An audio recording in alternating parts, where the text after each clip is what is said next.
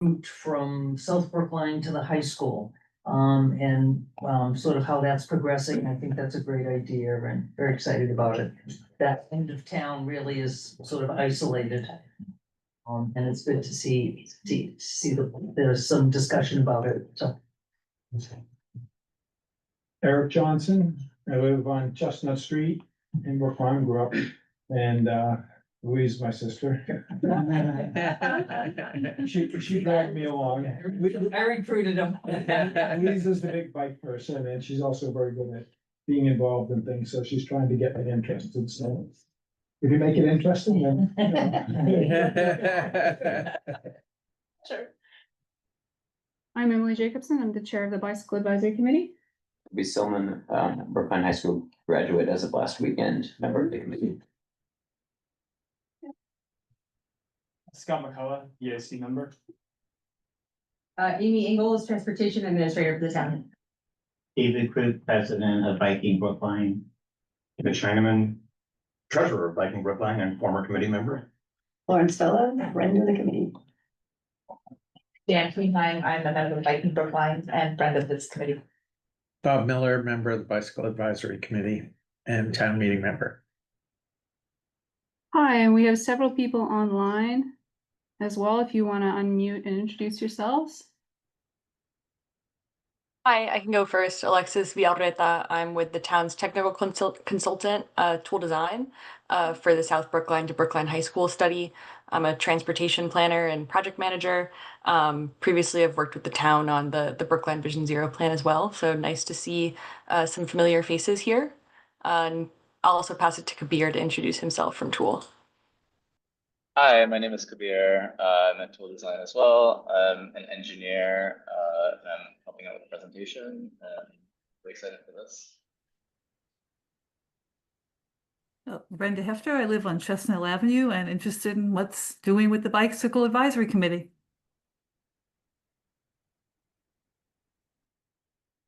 Hi, welcome. Emily Johnston, you want to introduce yourself?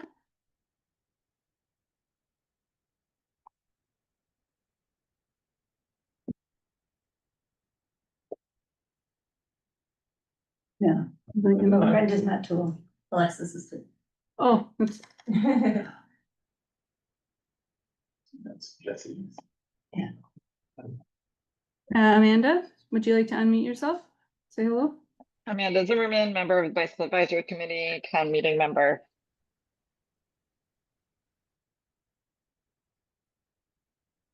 Mhm.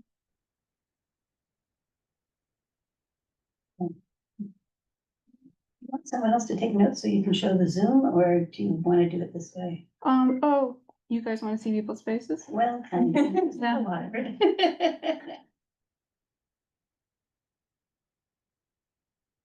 People online, which screen are you guys seeing? Are you seeing the screen that I have on Zoom with my background and all you people, or are you guys seeing my? We're seeing your desktop with the members that have introduced themselves in a Word doc of some sort. Oh, okay, so I guess I want to share my other screen.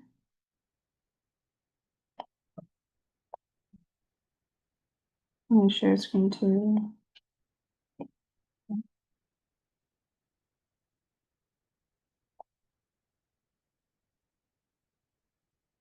So now are you seeing a screen with my desktop and Zoom? No, we just see whatever picture is your background. Okay, I think that's the right thing then. Okay, I don't see Detective Casey this evening, so we might have to wait for a little bit later for the police report. I think if you expand that window, Emily, then you'd be able to like open up to, Yeah, it's kind of goes back to my main screen. there we go.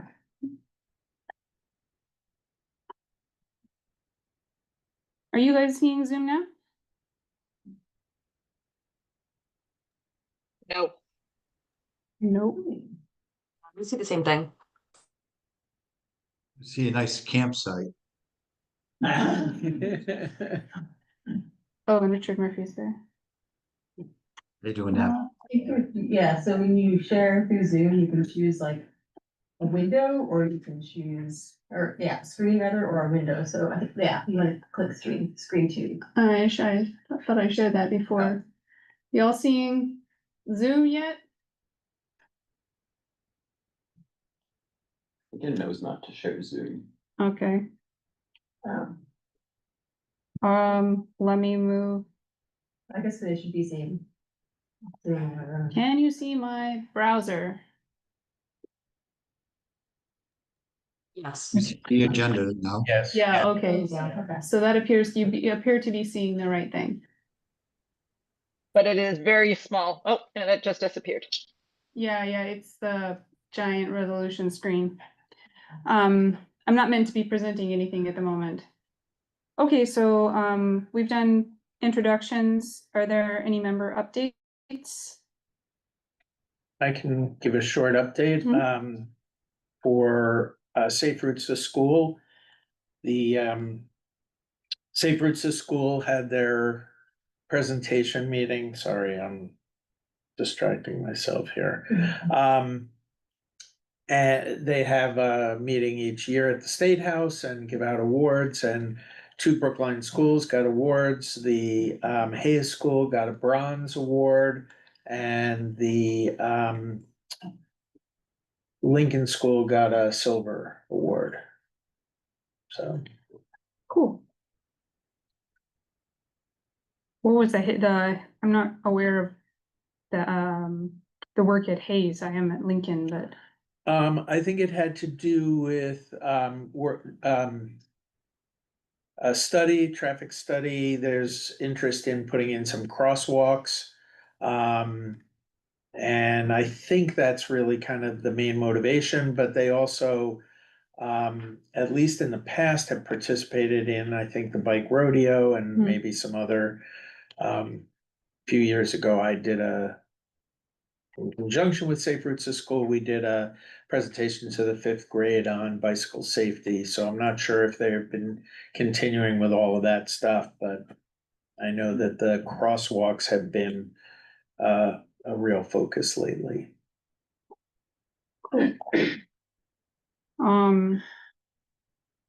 I will give an update on Vision Zero. The committee finished its work, and yesterday evening, the Vision Zero plan went before the select board, who decided that they needed more time to consider the plan. So it's going to go before the select board again in 2 weeks.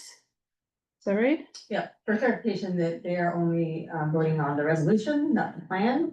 Right. Yeah, that was part of the confusion last night. It was also just late and I think they were. It was like 10:30 by then, so, yeah.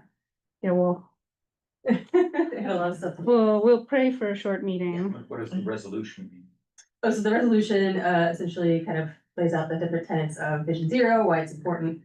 Establishes a goal of reaching Vision Zero in Brookline in 2035, and makes the transportation board kind of like the overseeing body for implementing the plan. Was that town meeting that made the resolution? No, it was the committee with the help of Tool and staff. Okay. But it could conceivably go before town meeting if we wish to do so. Okay.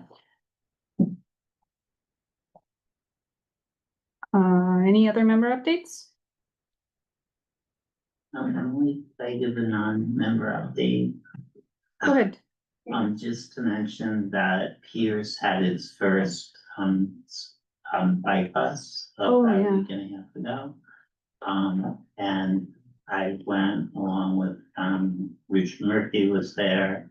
It was led by Nathan Cretus, who's led the Lincoln ones.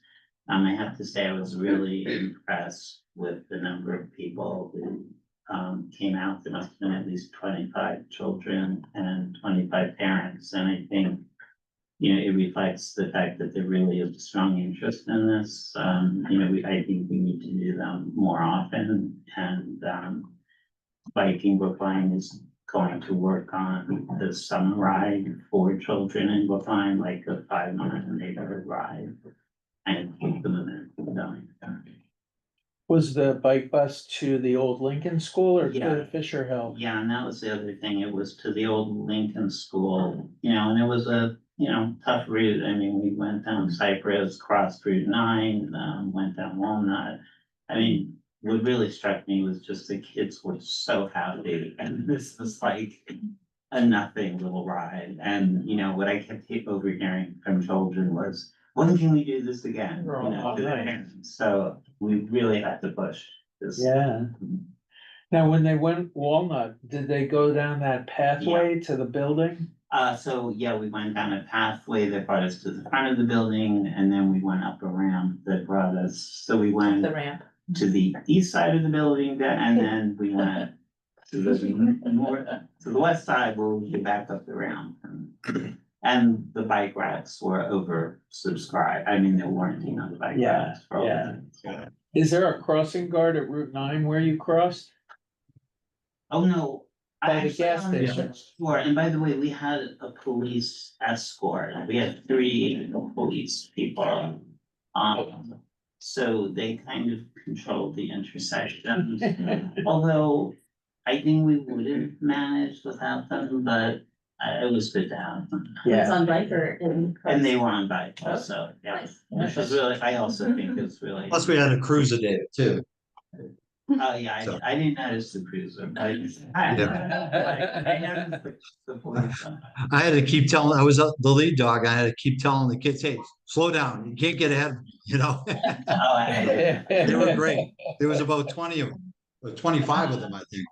Yeah, it was a large group, and also I posted it on townwide discussion on Facebook, and it got like 50 or more people clicking like, and, you know, I really think this is an area we should be placing a lot of emphasis and energy.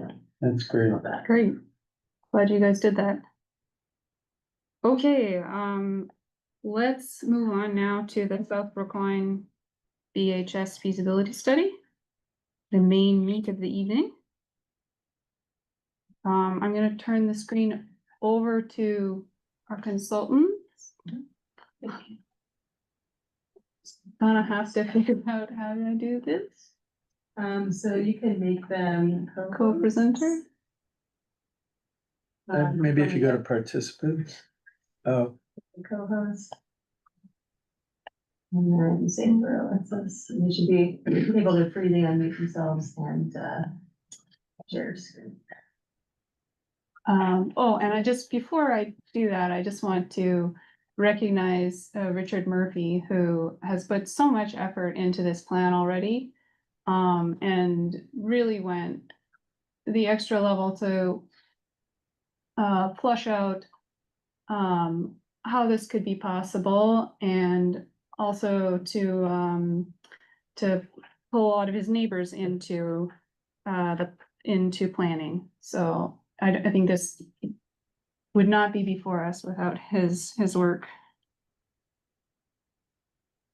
Thanks. thank you, Richard. Yeah, thank you, Richard. Your study is really the foundation of this one. Give or take a couple options. And really awesome to hear about the bike bus. I think this is a continuation on the theme that getting kids and young people to bike is great on its own and also part of a larger culture shift. So excited to jump in. Before we do that, Amy, do you want to give any more intro? Yeah, I mean, this has been a priority, yeah, this a little bit in the presentation, but a priority of the town for a while, things we've been hearing really since my day 2 years ago, but I know even foreseeing that it was identified in a lot of places, so I'm excited to be moving forward with it for some funding.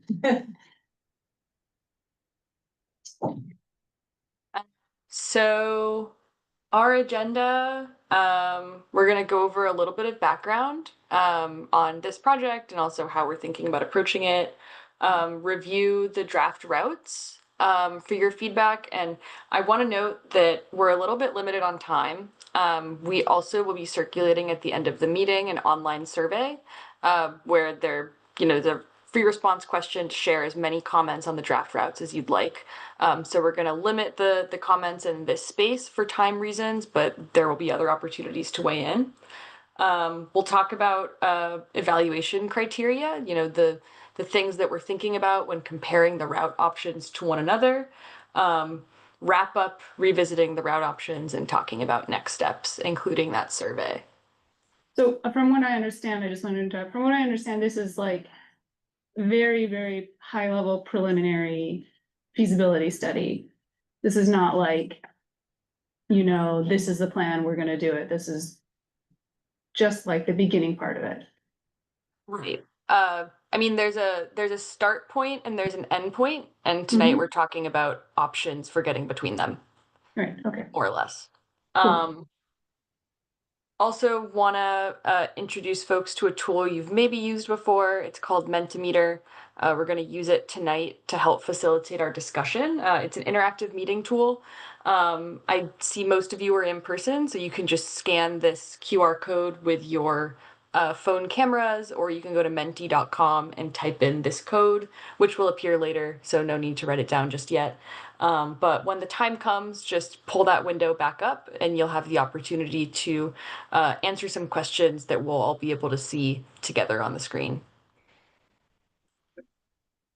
So moving on, Amy, can I pass it to you to talk about the background? Yeah, can everyone hear me on Zoom? Yep. Great. So yeah, like I said, we've been hearing a lot about this need for quite a while. Green Roots Network Plan called it out, starting back in 2022, maybe even before that. Safe Routes to School has become one of their official priorities in that task force. We obviously got the presentation from Richard Murphy at the back meeting in 2023, and some other just internal presentations that he gave to staff. And most recently, it is called out in the Vision Zero Action Plan, which was very recently adopted by the Transportation Board. And it just so happens that, you know, going through the process of that organically, though basically every street that we would be probably talking about tonight is on the high priority network in the Vision Zero plan. So it was cool to see all that kind of come together. Next. So the purpose, yeah, is to, you know, connect South Brookline to the high school. For those who might not know on the call, like there's only one public high school in the town, so everybody that wants to go, that's going to go to public high school is going to go to that location in North Brookline, regardless of how far away they are. And yeah, kids like to bike to school. A lot of folks have asked for it, so we're trying to deliver it. But you know, there's not an obvious way to do it. Some of the streets are challenging in the South Brookline area.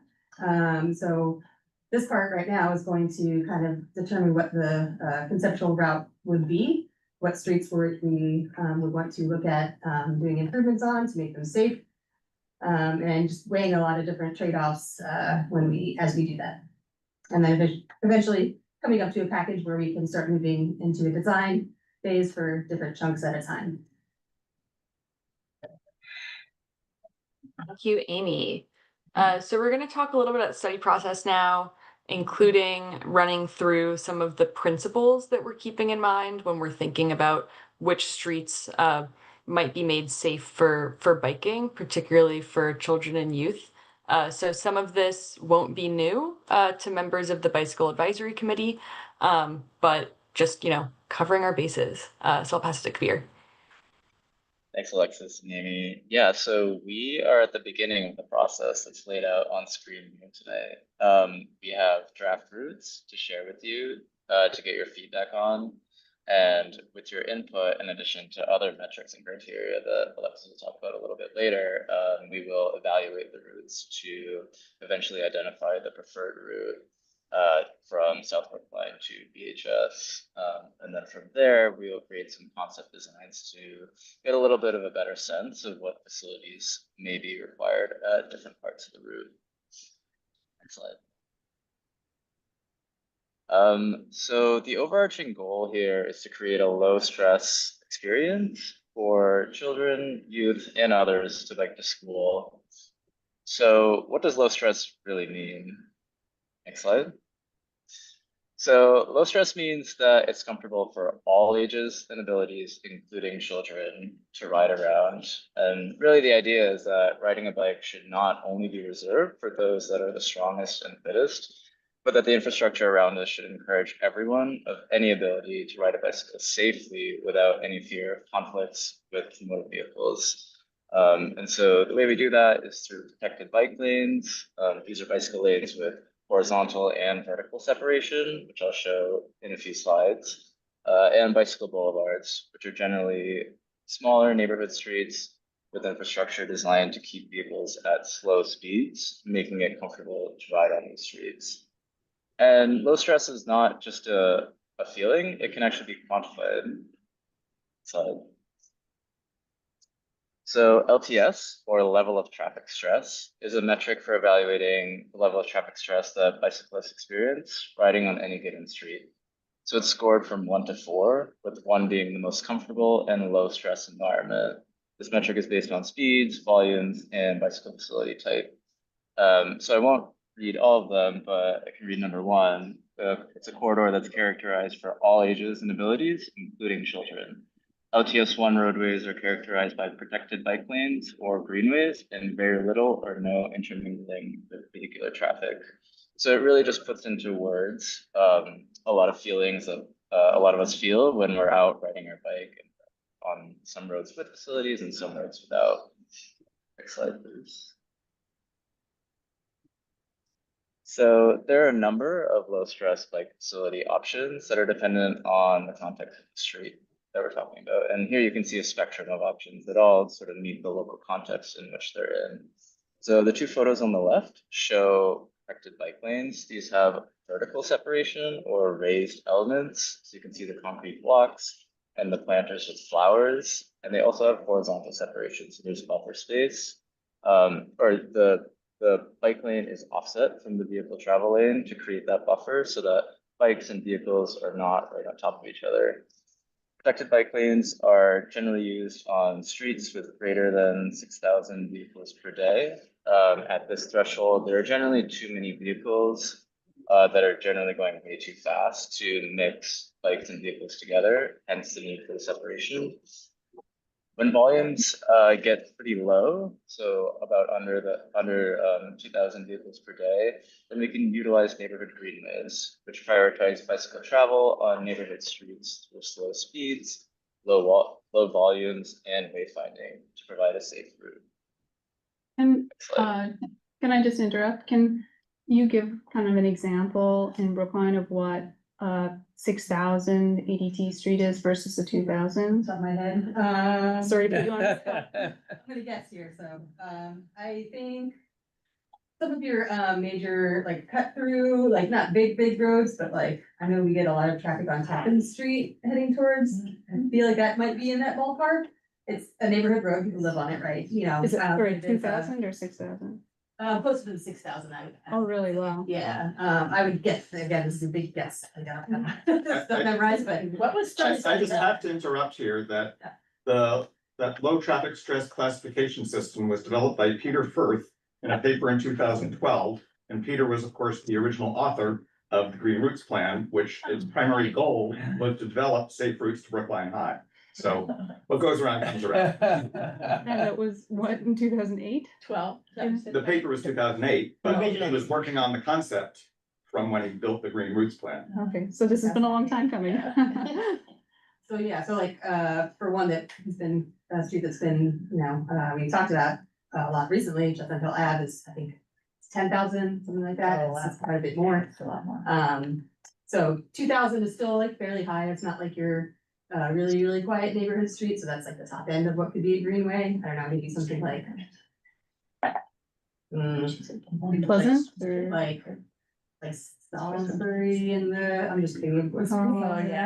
Yeah, something that, you know, does connect from one place to another, it's not a dead end street, it's not, you know, just a cul-de-sac. There's certainly a lot of cars, you know, a fair amount of cars, but certainly not as many as something bigger. Yeah. But again, that's the top end, so a lot of your neighborhood streets are like in the hundreds. Like Chestnut Street might be a 2,000 car. I think it would be more, honestly. Yeah, it's a big cut through to Route 9, I think. One Yeah. recent example almost right at 2000 is Amy, you shared volumes for South Street with us. And that was, I think, a little over 2000, like 2500 maybe. Okay. Okay, That's right. thanks, that's just, it's hard to picture what the different streets are like on, just from numbers. Yeah, thanks. That was a good question. And appreciate the fun fact about Peter Firth. More evidence that Brookline is the center of the universe. Also, the Green Routes Plan 2022 that Lauren here did extensive work on has the ADTs for all the streets in the plan in the back section. At least as of 2022. That's amazing. Keep going. Awesome. Well, we're really glad that the plan is coming back around in Brookline. Yeah, it's great to hear. So neighborhood greenways, like I said, are streets with low vehicle speeds and volumes that create comfortable conditions for bikes to mix in traffic. And the chart on the right shows the preferred conditions to minimize volumes and speed differentials. So ideally, in the peak hour, you'd have no more than 150 vehicles per hour, and your ADT or amount of vehicles per day would be around 1,000.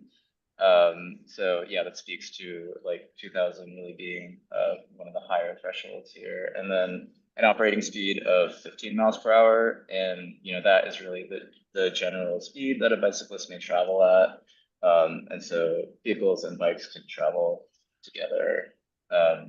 So sometimes streets that are identified as potential neighborhood greenways don't yet fit this classification, but we can do work to make these streets comfortable to bike on. So we do that with traffic calming, which uses engineering treatments to slow vehicle speeds down consistently throughout a corridor, or diversions, which route through vehicles to nearby arterials where through traffic is generally supposed to be, but allows for through bicycle movements, which improves connectivity throughout the neighborhood and the general area.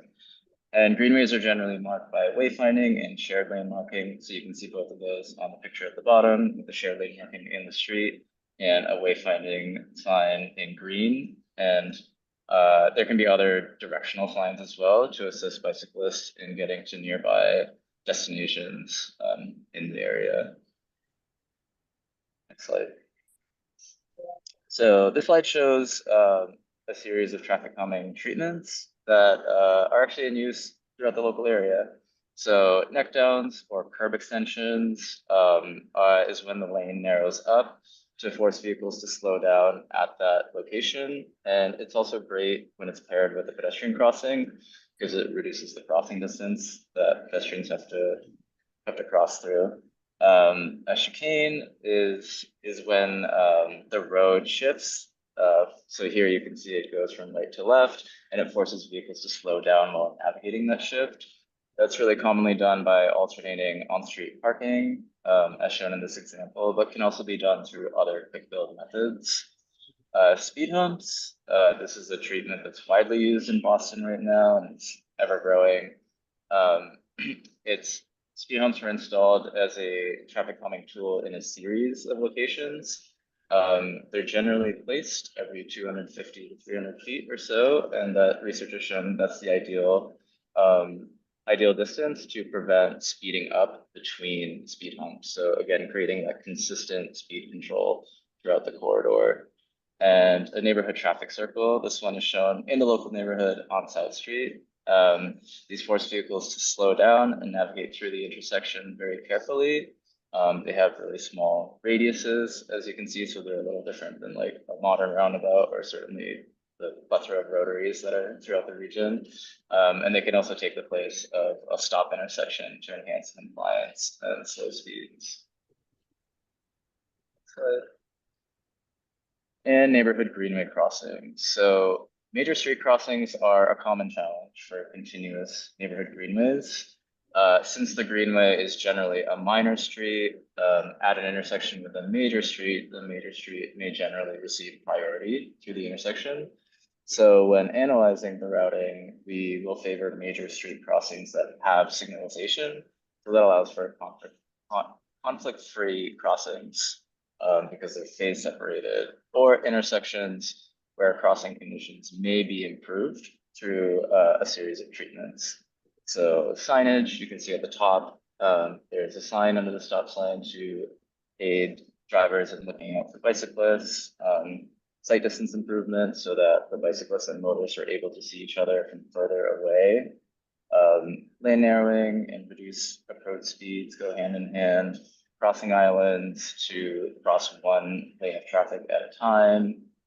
Curb extensions to reduce the crossing distance, and RFBs, which are shown in the bottom picture. They're the pedestrian warning signs with the blinking lights that allow motorists to have advanced time to yield to bicyclists. And I'll hand it over to Alexa. Thanks, Kabir, for the intro. So on to our process for identifying routes. So I know this diagram makes it look like we went in a particular order, but it's probably more like we're considering all these things at the same time. So step one is finding streets that connect with each other. So we're looking for a route that is navigable in both directions. So people could go both north to south and south to north.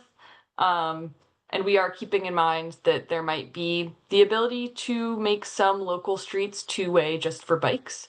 But that still means that, every turn off a major road needs to be, doable from both directions in a low-stress way. Like Kabir said, looking for major street crossings that have signals or could be made more comfortable using crossing treatments. And then also thinking about what the right low-stress facility would be. So looking for opportunities for quote-unquote quick build approaches. So these are the ones that could be implemented without major construction, just with changes to striping and modular materials in the bike lane buffer. And, that's an order of magnitude less expensive and easier to implement than a full capital project.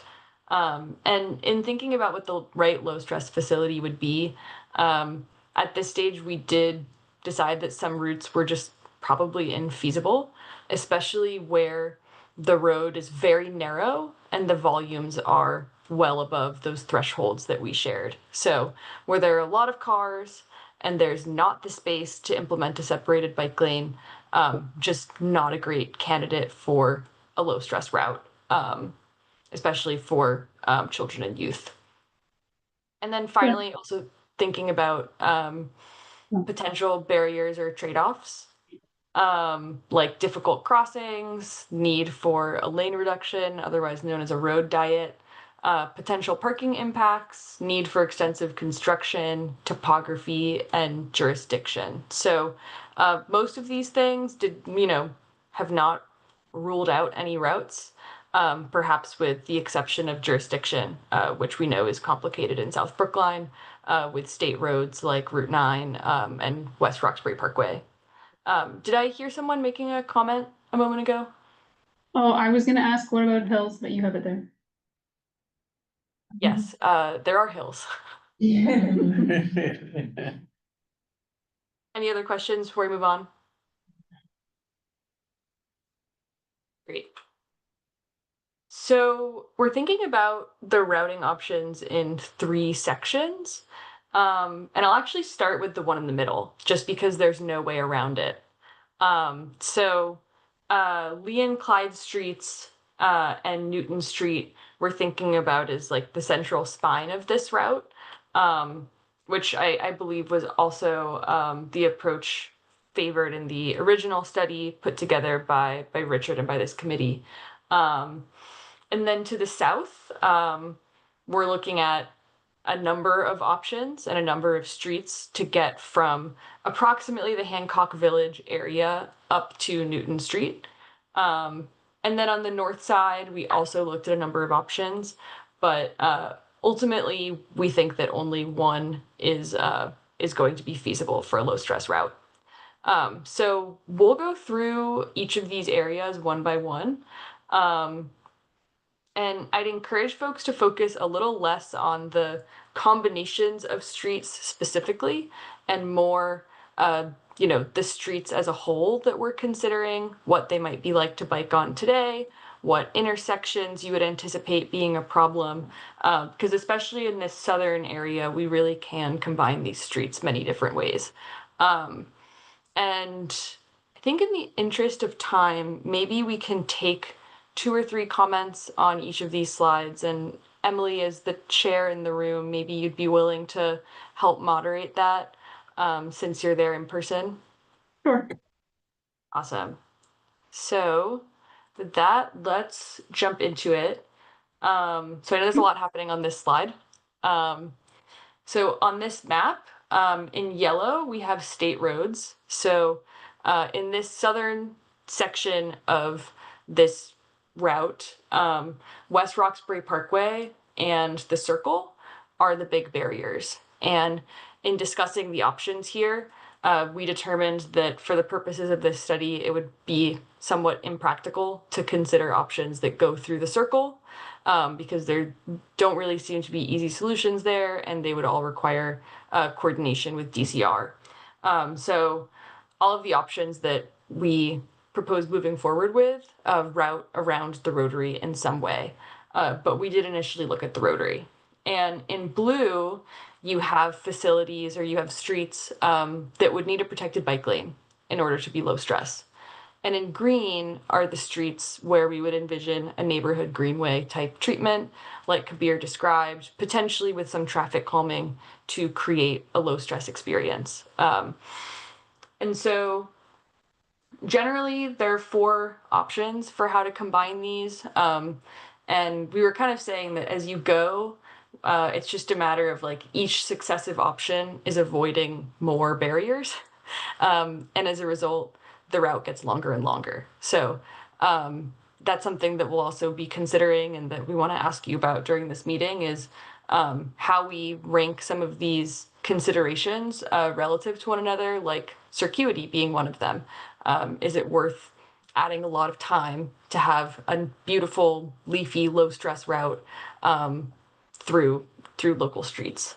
And also just want to note that in general, all of the options start down here around the town border. So any questions? I have like an overarching question. There's like there are a lot of people that live kind of like the other side of the golf course as well. Does any of this include how those people would get here, or is the idea, or maybe someone who lives in South Brookline, like Richard, could talk about whether or not it's already feasible for those people to get over to this area? I think that part M, we're relying on DCR with their master plan on the West Roxbury Parkway by the golf course. Oh, I Hammond see. Street is, controlled by the town. They're planning a road diet there. So, in the plans I had, that was kind of like a phase 2 of trying to connect that portion of town and actually run the bike route over by the Brimmer School, over by the post office there in Chestnut Hill. And come in the side roads where the Hughes School is, as far as trying to come up that way for that, for the neighborhood along, say, Hammond Street. Okay. That makes they sense. can, yeah, they could connect to this depending on what we actually end up mapping out here in, the Puttingham Circle, DCR. I'm not sure, Amy, if we've had any conversation with Rob King, whether we know about, what the next phase of the Hammond Pond Parkway, for example, if they're planning that end of Hammond Pond Parkway, which might trigger the West Roxbury Parkway by the golf course, and then Puttingham Circle, whether there's any DCR input at this time. As far as we know, there's not any, like near-term plans for a phase 2 on Hammond Parkway. I'm sure that it will happen at some point, but we don't have any timeline for that at the moment. the initial thinking on this part of South Brookline is the heaviest population is Hancock Village. Obviously, Right. there's plenty of population in the neighborhood around it that, the side roads are, for the most part, fairly quiet. And that the main road, Independence and Grove Street and was, the main way to get over to Newton Street, and the work around the Puttingham Circle would be, the option of taking the South Street by the Emmett Temple and getting yourself over by the Puttingham Library and then take Bellingham Road, but to be able to reconnect back onto Grove Street. So I think they have it highlighted in the green, and then on the West Roxbury Parkway, they have it blue, and that little zigzag is a work around the Puttingham Circle for a lower stress route. Adults will go through Puttingham Circle, no problem, because at the end of the day, people are going to travel the shortest distance that they know, whether they're in a car or on a bike. So, but that was, a consideration about the Puttingham Circle and a workaround. Thank you. Sorry, I talked too much there. Great, is anybody in the room or online have a comment? What happens at the crossing of Grove Street, where Bellingham crosses Grove? It's a great question. That's a tough crossing right now. So we looked at it and determined there might be some opportunities to put in like a median island, so that folks could cross in 2 stages. But that really is an intersection that could sink that route option, I think, once the rubber hits the road. Is that where the fire station is? No, that's over by the golf course. Okay. That's where there's a gas station, right? No, the gas station is up here on okay. on Newton and Grove. Over here it's pretty residential, but today there is a crosswalk across 4 lanes of traffic to each direction. Your lord. And the Hancock Village is where the word general in Route Start area is, roughly. Is that right? Yeah, That's roughly where Hancock Village is. Okay. that Bellingham and Grove intersection is kind of on the town's radar anyways, for pedestrians, it's not super easy either, so it's something we know that, needs some help. Amy, is there any talk about lane restriction or lane reductions on Grove?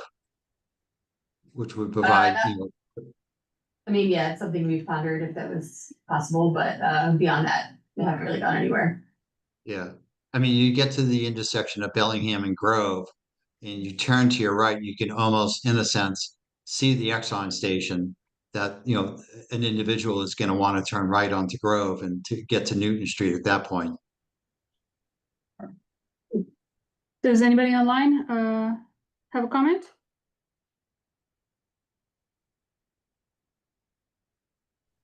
I was going to ask about the intersection of South Street and Grove. What is that crossing like?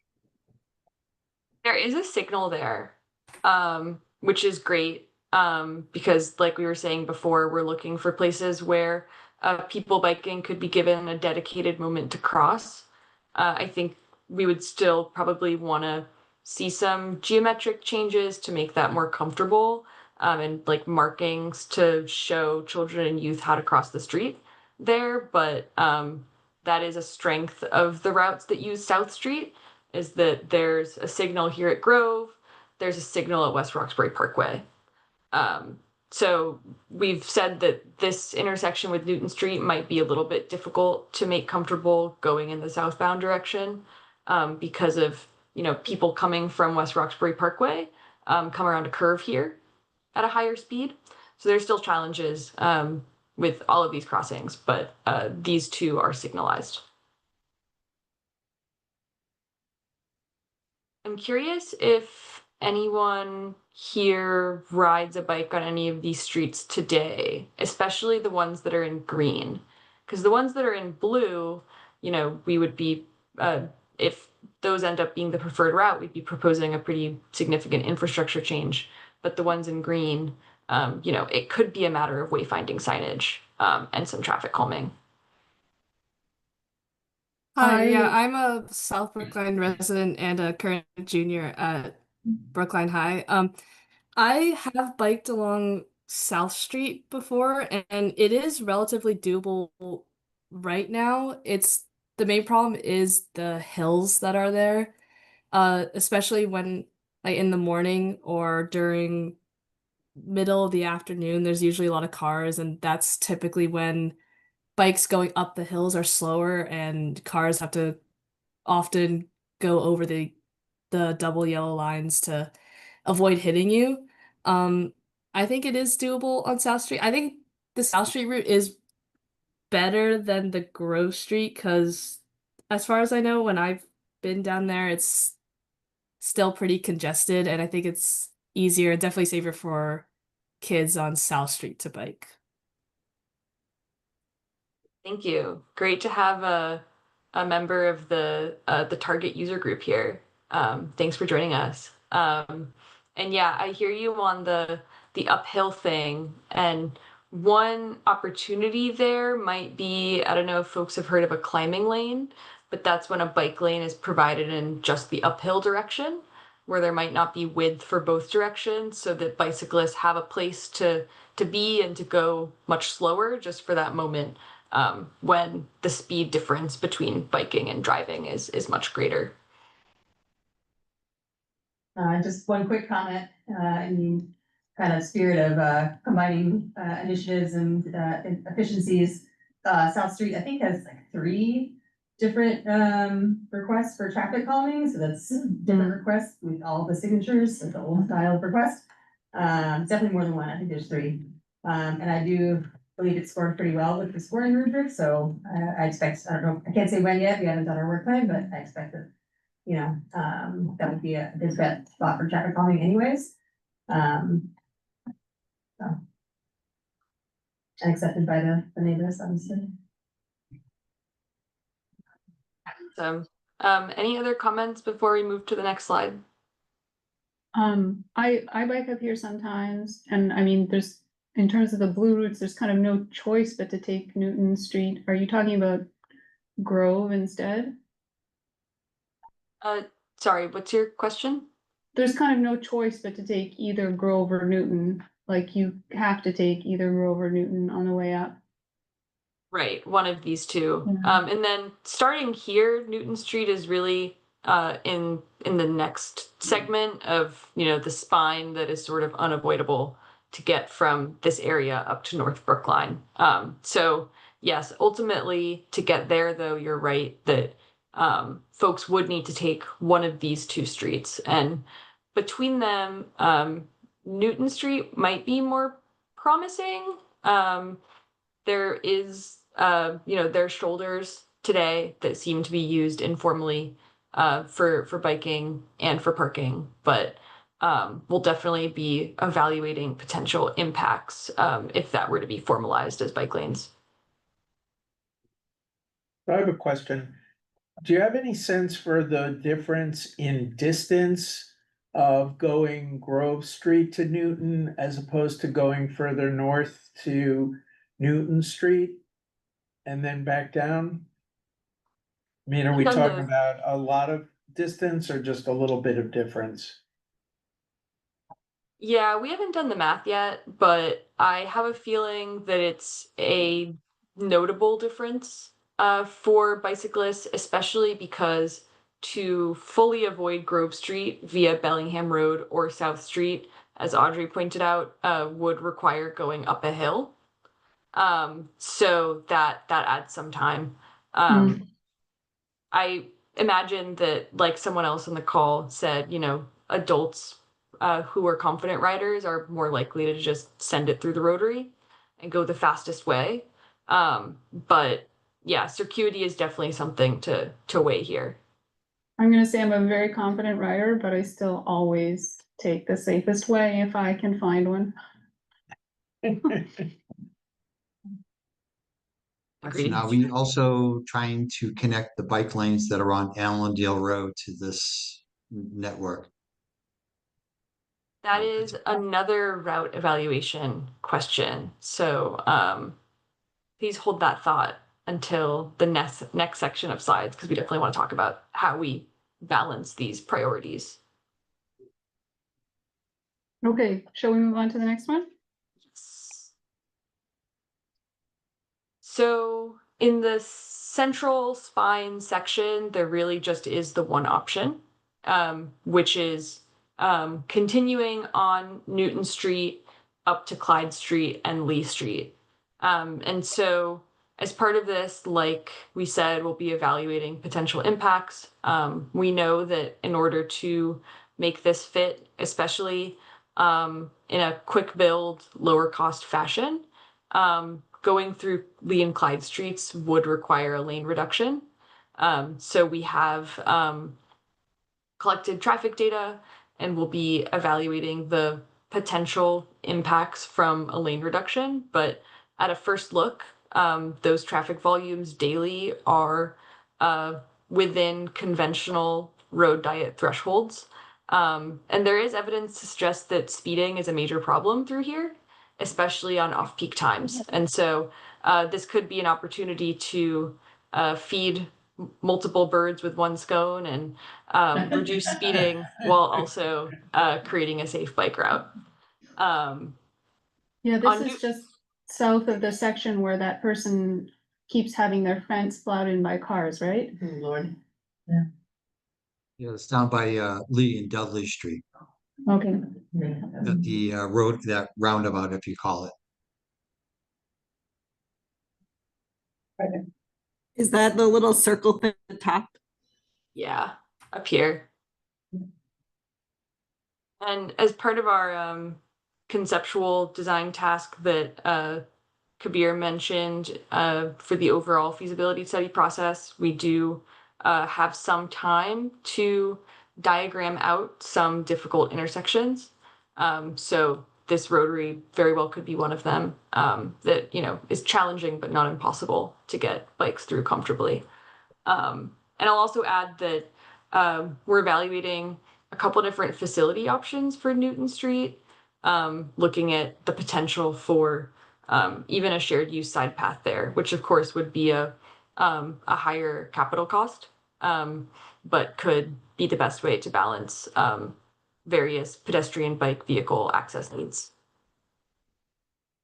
And Lee and Clyde is another example of something that's on town's radar for other reasons as well. Like you mentioned, speeding, it's obviously one. Pedestrian crossings, all those crossings across Lee are really difficult and scary. I've done them myself and it's not great. So we have a lot of folks, neighbors in that area who want things to slow down, want things to get safer. So it's great to know that we already have some support for safety improvements.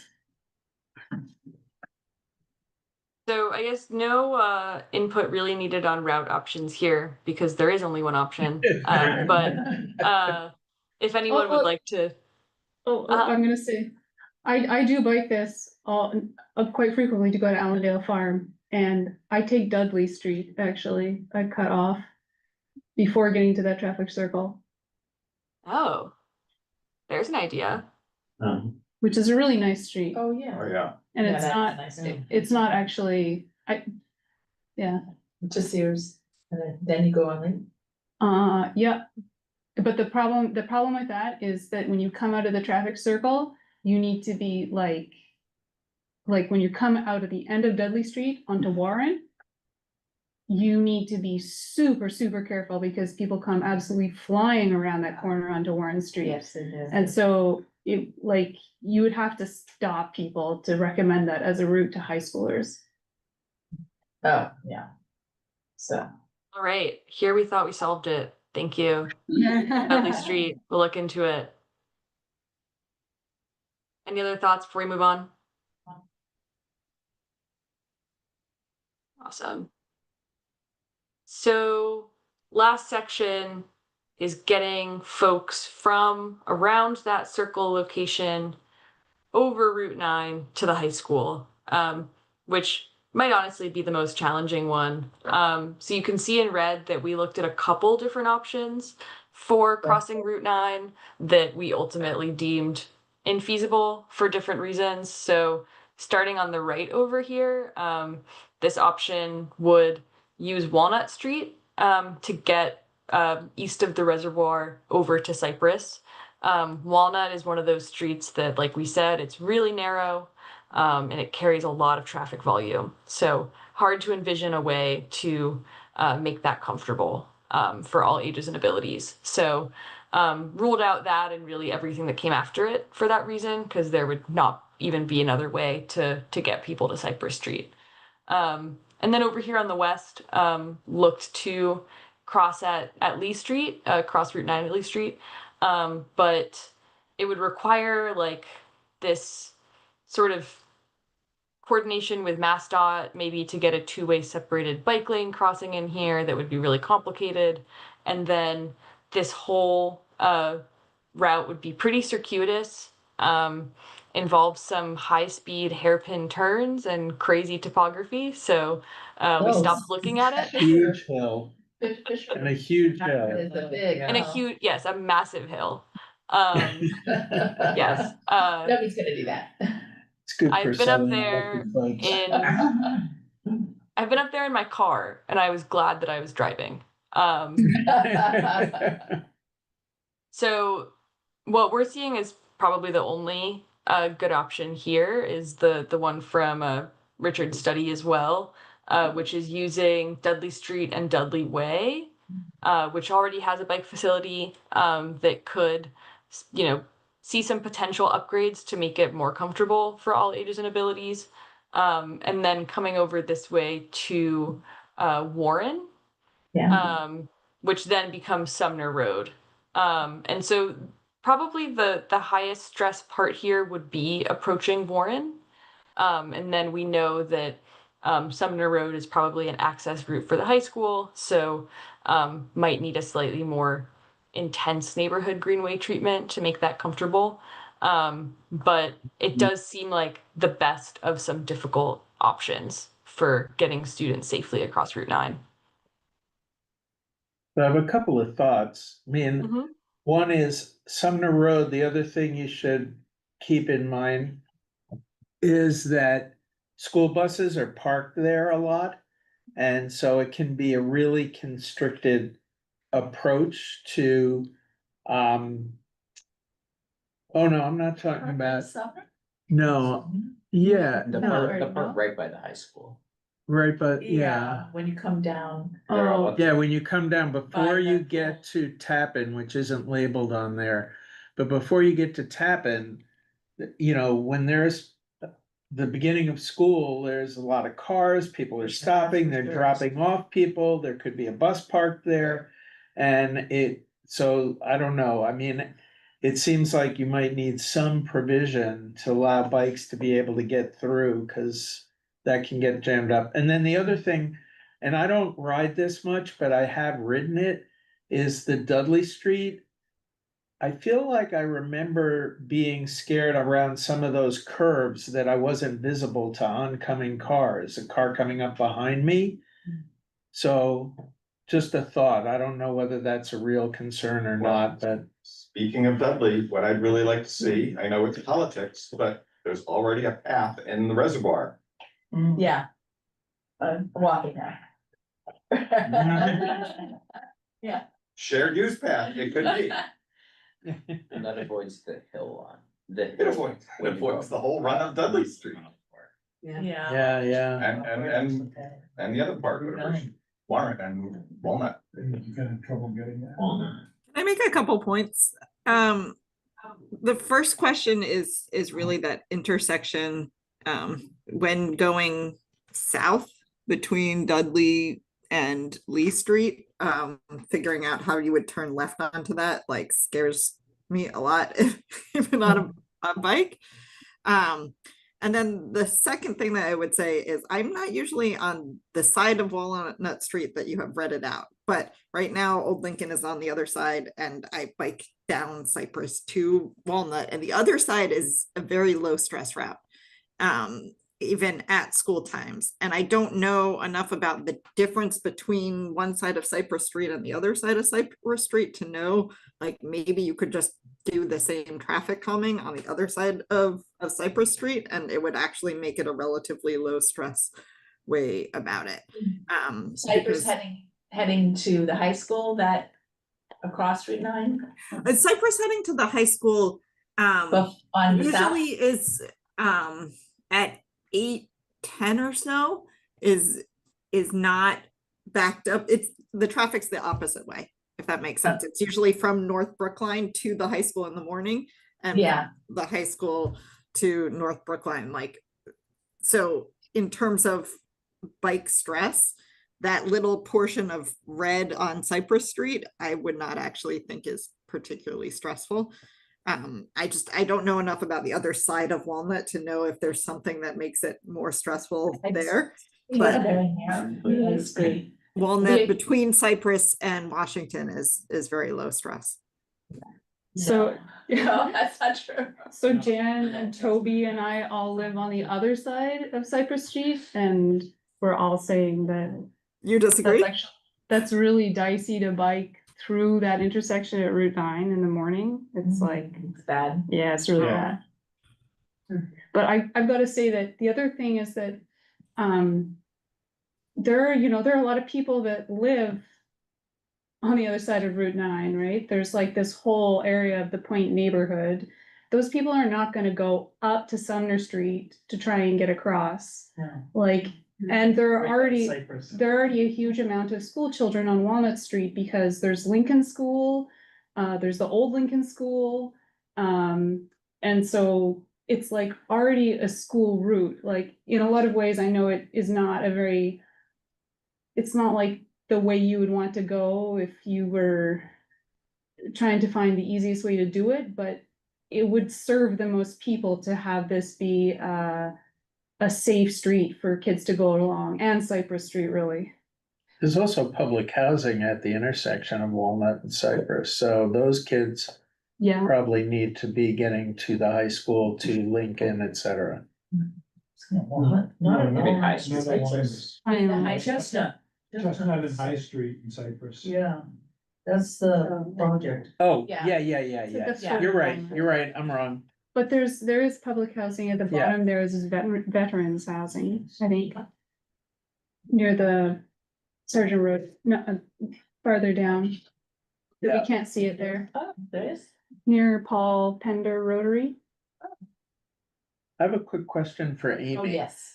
Is there still an idea, so where, if you're coming along Cypress Street, cross Route 9, heading towards the high school, there was talk of a contraflow on Tappan. Is that still a possibility? Because that would avoid that left turn down at Davis is kind of dicey. Yeah, it's, I think, a possibility.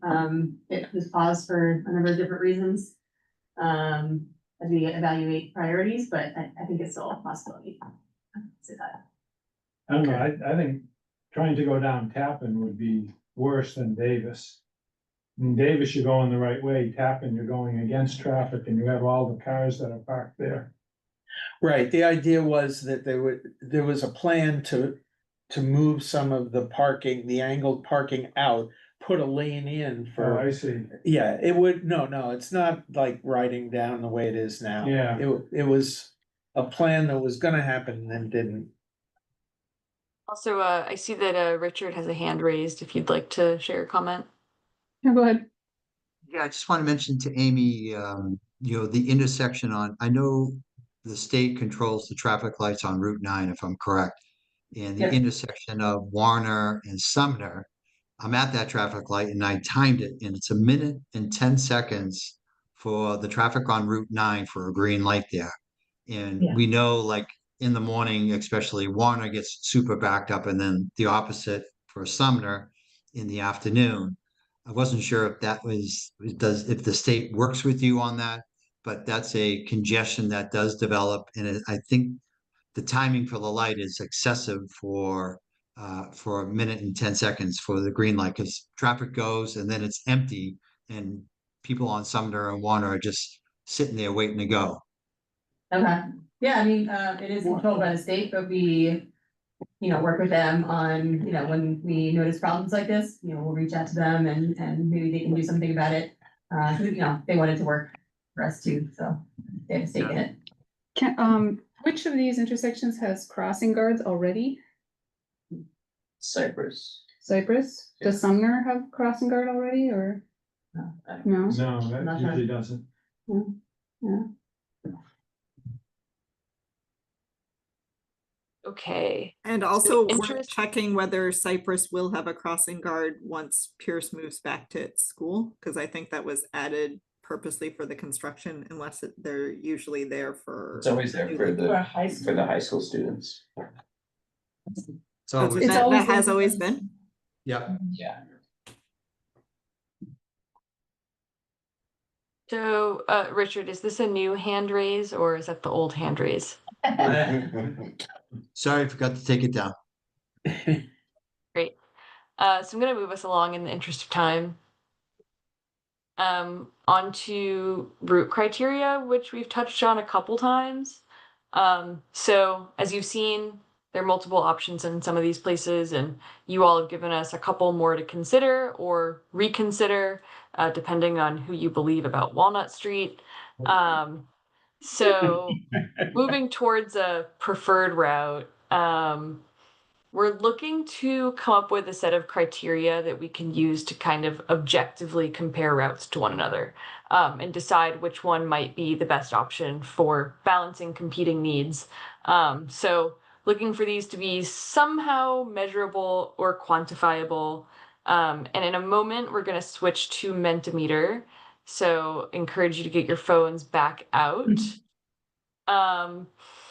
But while you do that, I'll run through the criteria that we have in mind already.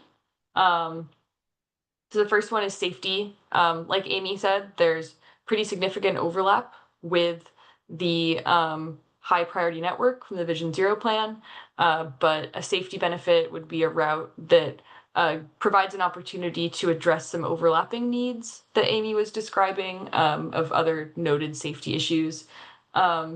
Next one, bicyclist comfort. So as you've seen, some of these routes have trickier crossings than others, and ultimately, there will be one that maximizes bicyclist comfort, though it might involve other trade-offs. Route directness, topography and steepness, trying to avoid some of those issues with having to go up and over hills, connections to other destinations that are along the way or a short detour, connections to other bicycle facilities. Heard Allendale Road mentioned. That would be a great connection to have, but it would require the route to go all the way down Grove Street. Implementation level of effort. It's possible that we might end up with one route that has more compatibility with quick build, lower cost project delivery methods, versus bigger capital projects. And then finally, impacts to parking and vehicle traffic.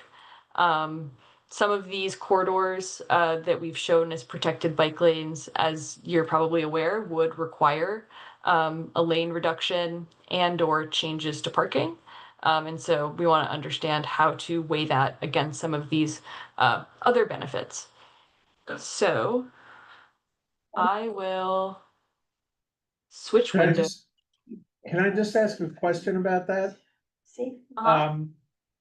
It seems like bicycle comfort incorporates some of those others. I mean, Yeah. topography and like if I were trying to choose on those, to me, bicycle comfort incorporates some of the other ones, topography, route directness. I mean, so am I reading that? Am I understanding that right? Or am I missing something? Broad definition of bicyclist comfort might encompass some of those other things. But the way we're thinking about it here is like Kabir had defined it, the level of traffic stress. And so it could be that the route with less traffic stress is the one that goes over more hills, or that ends up adding more overall travel time to the route. Mm-hmm.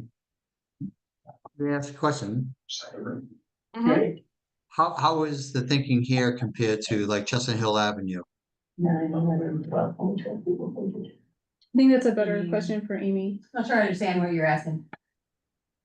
Well, I mean, we're putting in bicycle facilities in Chestnut Hill Avenue because it's a main area. So are we not thinking the same thought process here? It seems like we're looking at alternatives more. I mean, this is a different type of process. This is a plan for identifying routes that are satisfying criteria that, you know, bicyclists that are important to bicyclists, especially young bicyclists. So we're looking at a whole bunch of different roads, right? And trying to figure out what trade-offs are for each one and what might be the best low stress route. And hopefully, you know, some quick build options in there as well. So it's a totally different exercise. Chestnut Hill Ave is a street that is called out in several plans as far as meeting you know, some safety improvements and having an interest in bike connection with bicycle facilities. It came up for resurfacing because of the pavement condition. And that's, you know, a time when we think about if there are improvements to add to that paving job.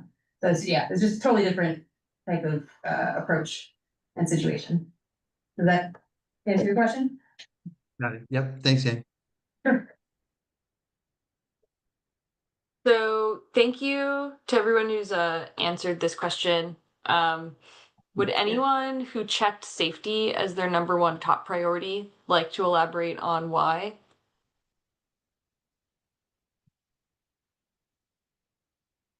Silent majority.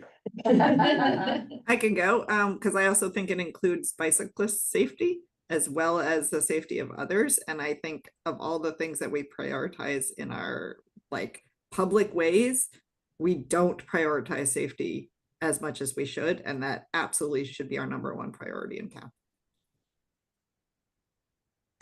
Thank you.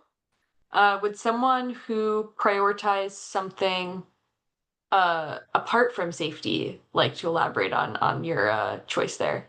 Me too, sure. Okay, sure, I chose route directness. I mean, honestly, safety is important, but I think in reality, and even thinking about it, we were saying high school students who are late for school, like you are just gonna wanna get there. And the reality is when you're on your bike and you wanna get somewhere, you might, I know Emily, you said you sometimes look for the safest route, but No, when I was 15, I was running red lights. yeah, you know. Look for the shortest route and the shortest time. So that shortest time isn't necessarily shortest distance if there's hills or long intersections, but I think we have to be realistic about people, adults and high school students just wanting to get there as fast as they can. And I chose bicyclist comfort. Because that seemed like that was the one, and I think there were other choices that I struggled with, but you know, are considered. But I felt like I want to see the most people taking advantage of this. And that seemed like maybe that was the one that would get more students to ride bikes to the high school. I agree, comfort balance it's the balance between safety and directness. Mm-hmm. Thank you. All very interesting perspectives. So I will go to the next slide, where you will be able to check more options.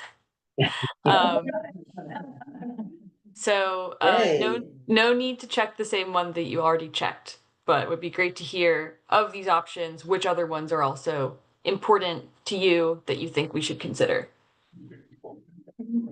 How do we get there? How do we get back there? Well, you just go to the next question. You click on the thumb up sign. I did. But it's not working. It says it's waiting for the Oh, I presenter see. to It's change. going really slow. Oh, So, okay. Are you guys on the? I've already completed my assignment. You're doing this, and we're twiddling our thumbs. Can you pass the cookies? Yeah, they're really good. Yeah, I've never had those before. Would anybody else like cookies? Really good. Sure, I'll take one. What, are they like French or Net, something? Wi-Fi, or are they just using their I think data? they're German. German, so good. That's it. Okay. It's like. Explain the last one, the impact to vehicle traffic. Well, So I still. haven't impacts to done- vehicle traffic is specifically about places where a road diet or a lane reduction would be required to fit separated bike infrastructure. And so that's not to say that every lane reduction that's possible in this area would have impacts at all. But where we project there would be impacts, that's something to weigh. She said chickens. Problem, yeah. Won't do it. Right. It's just how. Well, how would it? Still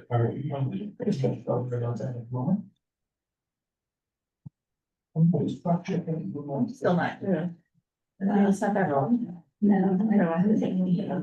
Seems like there's some people that still haven't voted. That's You want to like write down your report? Yeah, It's all right. Take it the old fashioned way. Don't worry.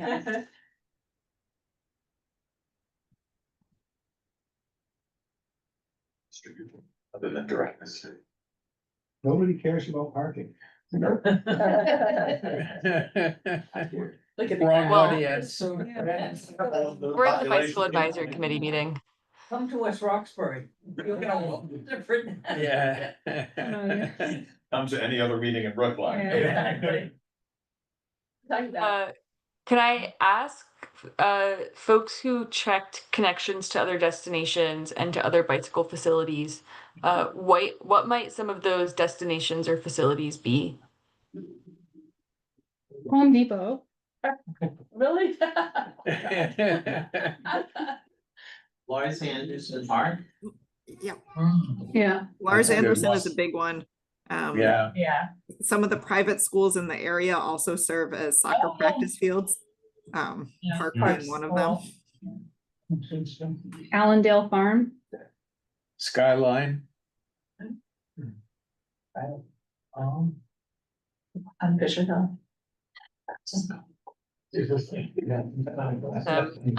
Anyone else wanna tell us more about any of your choices here before we move to close? I would like to say, I think the infrastructure implementation level of effort I voted for with one other practical person. Our chair of the transportation board is always quoting Voltaire to us about how the perfect shouldn't be the enemy of the good. And I really think it's important for kids in South Brookline to have the opportunity to bike to school. And I would like to see this done. So it's more important that it gets done, I think, than it be perfect.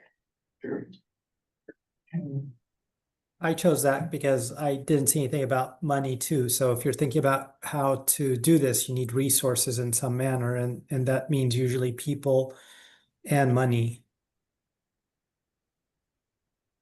Thank you. I think it's safe to say that most anybody choosing any of the others, if it was gonna be nothing, would give up to, any of those other ones in order to have something done. But maybe not. All right, well, these questions are also in the survey. So I will get us back to our slides. I'm gonna skip this for time, go straight to wrapping up. So next steps from here, remove some of these options that we've deemed infeasible, and refine the options that we're planning to advance to further evaluation, including by integrating your input, We're going to finalize those evaluation criteria over the course of the summer. Again, everything that we shared with you will also be available in this online survey that we'll be distributing in the next couple of weeks. And we haven't quite talked about when to close it, but we're not in a rush. So I imagine stay open for at least the next month or so, and collect input from more people about their priorities for this bike route. And then we'll start comparing these options. So we appreciate your help spreading the survey. And I did forget to write the link here. So let me put it in the chat. You can access it scanning that QR code and at the link in the chat. Let me just make sure that works. Cool. And I just want to say, please, please share this with anyone that you know in South Brookline. Might not be a bicyclist, but they might still be interested in the topic for a whole host of other reasons. The whole point of this is to get people from South Brookline to the Brookline High School area, or just for Brookline in general. And there could be a lot of reasons that people would do that have nothing to do with the high school, but they still might have input on this. So if you know somebody in South Brookline, send it to them, if they fill it out, great. If not, that's fine too, just give them the opportunity. Do we have a way to get this to the high school students? Yeah, Or the- once it goes live, which I think we're about to do, I can send it to, we have some contacts in school. Send it around different clubs and many kids we can get to. Yeah. PTOs maybe, or So- PTOs maybe? or- Maybe, yeah, I'll ask we're in contact with the principal, they bring them in, so, ask them what the good, best method is. Probably Maybe get it to them before. Hmm? Maybe get it to them before summer vacation kicks in. Sure, yep, good point. Yeah. Yeah, but Thank it's you. online too, so, it's email, because I hopefully they're checking emails in summer.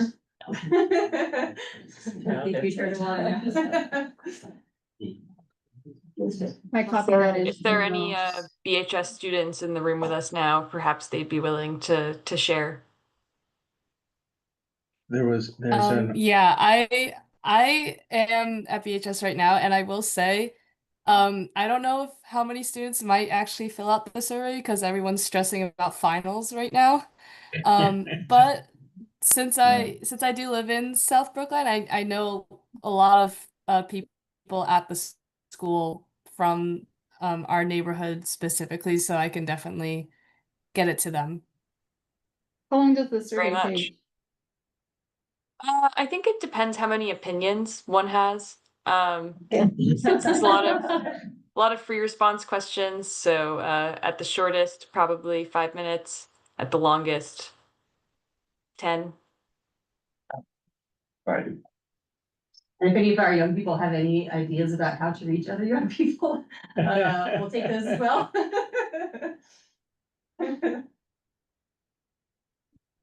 Carrier pigeon. Yeah. But right. There's a lot of adults that ride downtown and actually, from West Roxbury to Brookline High, there's high school teachers Yeah, that travel, under 18. travel through South Brookline. Okay. Well, if we don't have anything else, I need to head out. I'm late for a soccer game for a team that loses every game. So that's why I'm spending every minute I can here, so I don't have to face impending defeat. But I probably should go. Thank you, Alexis. Brave soul. Thanks. Good night. Thank you. Thank you. Great. Well, that was great. Yeah. Okay, now I'm going to pull up our next, everybody can stretch.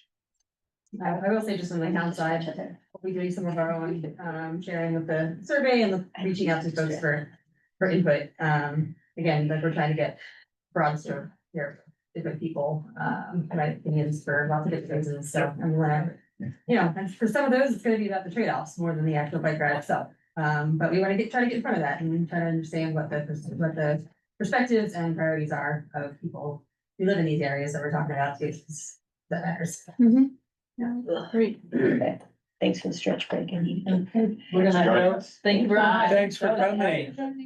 Very exciting. All right, take care. Oh, do you want to leave your emails to stay in touch? Sure. I do get the notices. I'm already, I think I'm on, but. Okay, Yeah. are you a member then of Biking Brooklyn? No, I'm with, I usually go with Rosendale, Rosie Bikes, and, Okay. cause I live in JP, so that's the bike group that I've. You get the I've booked up BAC with, but, email. You get the BAC. Yeah, you get the BAC emails. for the- That must be what it is. Okay. Yeah, But that say- you wanna give your email and I'll get. No, I'll get them. All right, I'll check for you. Okay. All right, All take right, care. thank you. Thanks. Bye-bye. Bye-bye. Okay. I'm looking at the that we have that one. The Chestnut River, that's. Oh, the letter. It says. David, you said you wanted to give an update on what Biking Brookline has done regarding Chestnut Hill Avenue. So while I pull up my stuff, would you like to give that? Inside. Well, few things. I just was blocking him. I guess first, we wanted to share with town decision makers that there really is strong support for protected bike lanes on Chestnut Hill Avenue, and we felt that the somewhat haphazard way in which it was rolled out kind of resulted in a situation where only one group was being heard. And so we reached out to different groups and we've collected 672 signatures in support of protected bike lanes. Significantly more town meeting members in precincts 13 and 14 and have spoken in opposition to it. And those are the two precincts through which Chestnut Hill Avenue runs. You know, our objective is not to engage in warring petitions, but rather just to emphasize to town decision makers that this really is something that people really do desire. With the hope that from that, they will work on finding a solution that does involve protected bike lanes. Obviously, we'd like to see it done in a way that accommodates abutter concerns, but we also want the decision makers to recognize that many of the people who live right in that area have actually signed our petition and want to see the protected bike lanes, and for reasons very specific to the area. They want to be able to bike to school with their children, they want to be able to bike to work. Many of them live right off Chestnut Hill, Penniman, and some of the other roads there. The other thing we did is we met with Peter Firth, who, as Mitch mentioned earlier, developed the level of stress standard. Peter's been always very generous with his time in terms of coming up with ideas, and he looked at Chestnut Hill Avenue, he wrote it, he came up with some ideas, which we discussed with Amy and Dan today, which, you know, I don't know if we have to go into detail on, but one thing I think is, I guess two I think main points Peter made is that the MBTA may want lanes of a certain width, but that doesn't mean they have the right to demand them, nor do they need them. They simply have a preference for ease of transit for their drivers, but the point that Peter and I have made is that there's really very little parking on the corridor. So the normal concern that the MBTA might have that it's difficult for a driver to operate, let's say in a 10-foot travel lane when he's against a solid line of parked cars is a very different situation from when he's going for half a mile and there are 3 parked cars on the entire route. And the driver should be able to adjust for that in the few cases when that happens. And Peter pointed out that 10 feet is pretty standard and it's used in many places where buses operate, and it is well within the town's prerogative to tell the MBTA, we listen, we thought about it, but we feel given how little parking there is here, it really should not be a requirement of 10.5 or 11 feet. And then we've also made the point to Amy and Dan, who I think agree to some degree, well, you know, with what we're saying, that the dimensional requirements for parking protected bike lane are also based on the idea that the bicyclist is really facing a solid line of parked cars, and he should not have to be continuously vigilant that every single parked car doesn't have a car door that's about to open on the passenger side. Here, where there might be 5 or 6 cars if parked on the corridor, it seems more reasonable to think, okay, well, occasionally the bicyclist will see a parked car and he can move over to the right, get particularly close to the curb in that one location. So based on that, Peter came up with some different cross-sectional designs, which we've shared with Amy and Dan, and what they'll consider. So that's kind of an update, I guess, you know, main point being, we do think there's strong public support. We perhaps need to do a better job advocating and letting the decision makers know that. But also, we think there are a lot of good ideas that haven't even really been fully explored yet, and there's still some opportunities to adjust some of the dimensions and try to make everybody happy here. Thanks. Thank you. I'm just gonna say this before I forget these things, because some people emailed me about it ahead of time. So David Trevette sent this photo of a car parked in a 7-foot lane on Babcock Street, just to inform our discussion of. Can someone what we're share it? talking- Oh, are you not seeing it? No. Oh, sorry. Well, I see the lower right-hand corner of the TV screen, but that's What, really? because because of the owl view. I think you have to click on the one where you've got the photo. Oh, showing. I unshared my screen because Alex was showing her screen. Oh, It should be coming up now. Yeah, we can This see it now. happens all the time on that street. All the time. It was my fault. and that car is really parked close to the curb. Yeah. They have not parked a mile away from the curb there. That's a car that I would say has a large rear end. too. I like it, right? It's a big monster. It has a large rear end. Oh, But I mean, what's interesting is on Walnut, you have a 6-foot. Yeah, we have wide. 6 foot. Yeah, There's a Suburban that parks in front of Yeah. my house every day, so. Which is, That's a big car. that has I a really think- big rear end. I think there's a lot of cars with big rear ends now. Yeah, that's true. Yeah. And Toby also sent, the next thing I wanted to point out is, so, like, as a committee, it's really our job to, reflect what would be best for cyclists, like, in the coming discussions at the transportation board and the et cetera, there will be like lots of opportunities to kind of like balance priorities and stuff like that, and lots of other people who will be interested mainly in balancing priorities. But we are the only people who are really going to be saying what the best option for cyclists are, so let's just keep that in mind while we're doing this. I'm not saying like be unreasonable, but you know, but let's keep in mind what our priority is for this. So Toby sent a few edits. They look like mostly editorial stuff. 7-foot parking, thank you. I get pretty technical. You get very technical. Yeah, okay.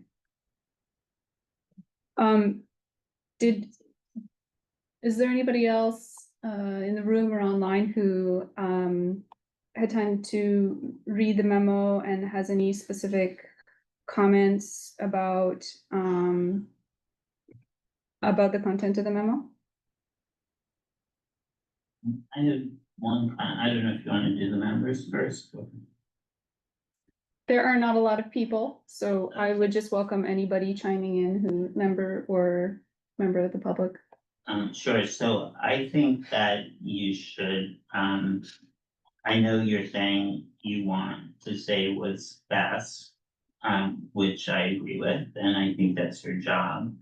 I just wonder whether you want to consider saying something along the lines of there could be a different solution on different stretches of Chestnut Hill Avenue, because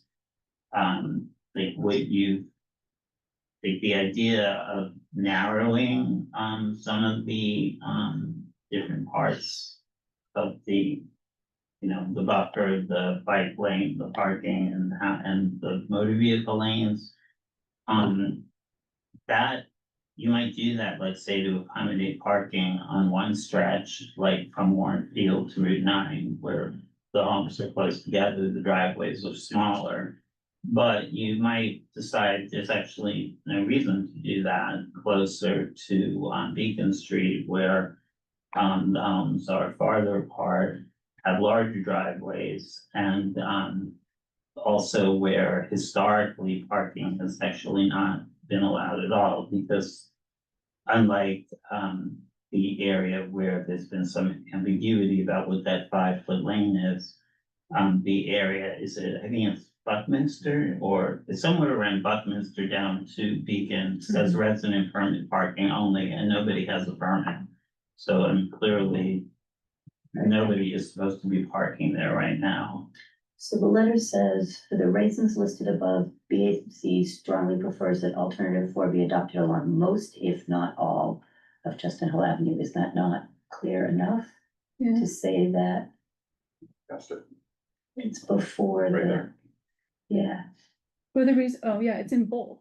the- Maybe it should be And higher. then the line underneath says, there are several ways to accommodate both parking and protected bike lanes along Yeah, I mean, I think part that. of Chestnut Hill Ave if necessary. So, I mean, I think when you say along most, if not all, alternative 4 is the one that really had no parking. So, and I understand what you're saying.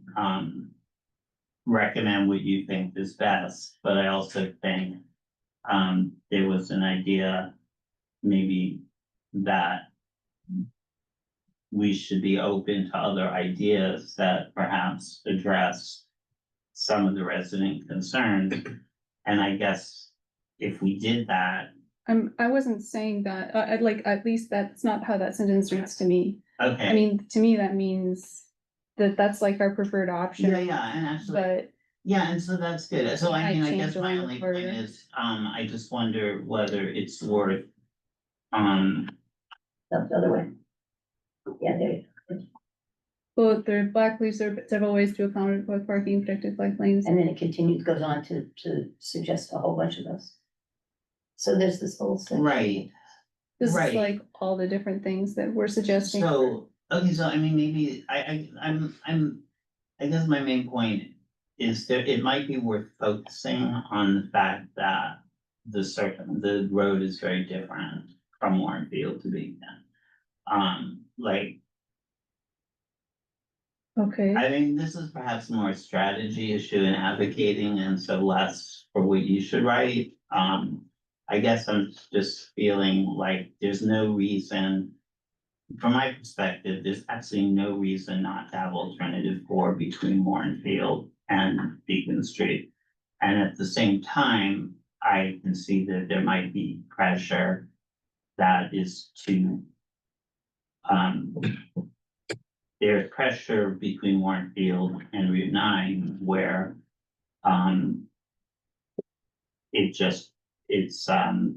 there's gonna have to be a compromise, maybe not, I don't know, but I guess what I'm saying is maybe you should be a little more specific, that it's not just a random collection of tools, but that there's actually an area where there really seems to be absolutely no reason for parking. So you're saying that we should point out that there are distinct stretches of Chestnut Hill Avenue, one between Warren Field and Route 9, and the other between Warren Field and Beacon Street. Yeah, maybe something along the lines of in considering these different treatments, you know, we urge the board to consider the different characteristics of the road along different stretches. I mean, for example, there's one block, for example, where it's just a stone wall. I mean, clearly, nobody's parking there to climb over the stone wall. And There could be burglars. there could be, and that's why we shouldn't have parking, discourage that type of thing. And there's another place where there's a guardrail that you'd have to climb over, you know, so like, that was my only point, that. Okay. Uh, How do members feel about that? I agree. Getting Okay. nods from Scott? Yeah, I Bob? mean, I think there's a way to have.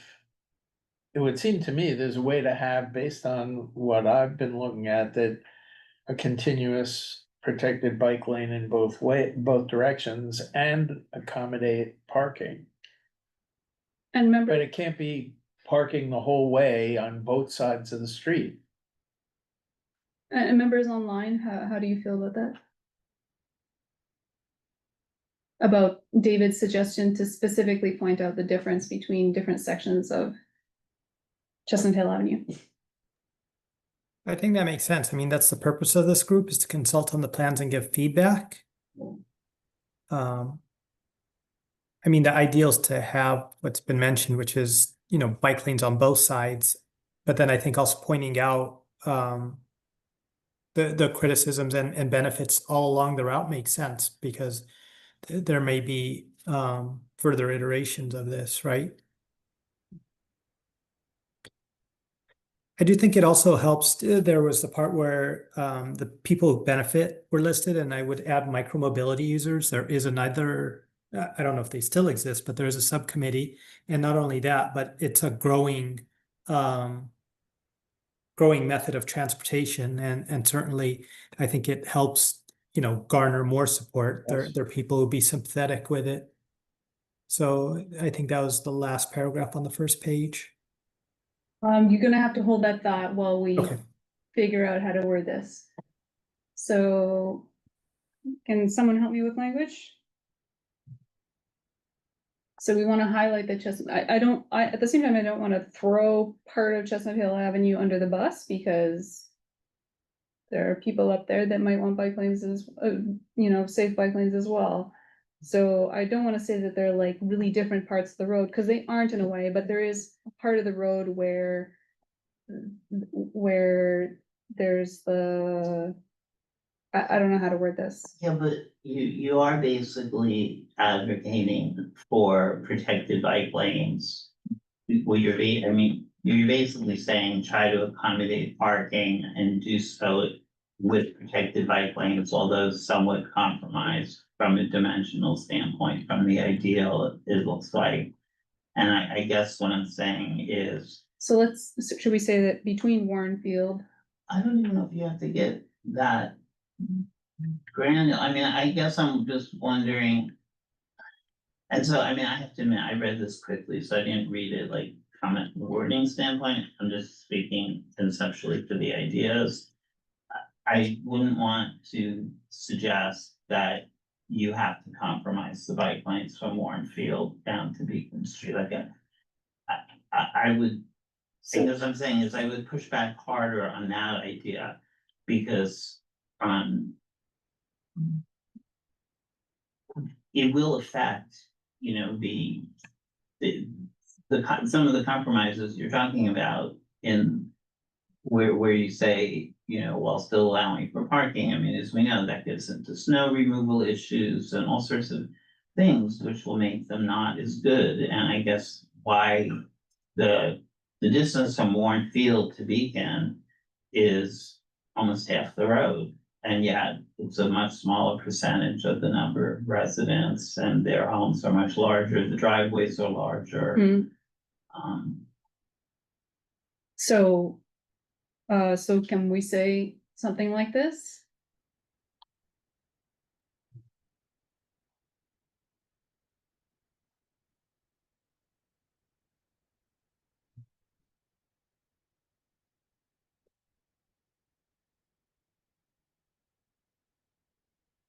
Yeah, I think that's good, yeah. I think suited is a better word than adapted. I agree. I was looking for something. That's really hard to do it when. Yeah. whatever, if you want to wordsmith, I would choose that and say, whatever. We'd like to highlight that alternative 4 is suited for Chestnut Hill Ave between Warren and that is best. We'd like to highlight the alternative 4 is Best suited.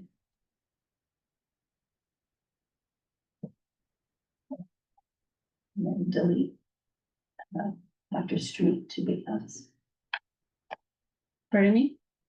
from street, yeah, there, delete that until the word because. Yes, Well, actually, that's not what I want to say, because I want to say that Chestnut Hill Avenue, I really want to say that this part of Chestnut Hill Avenue is best suited for it.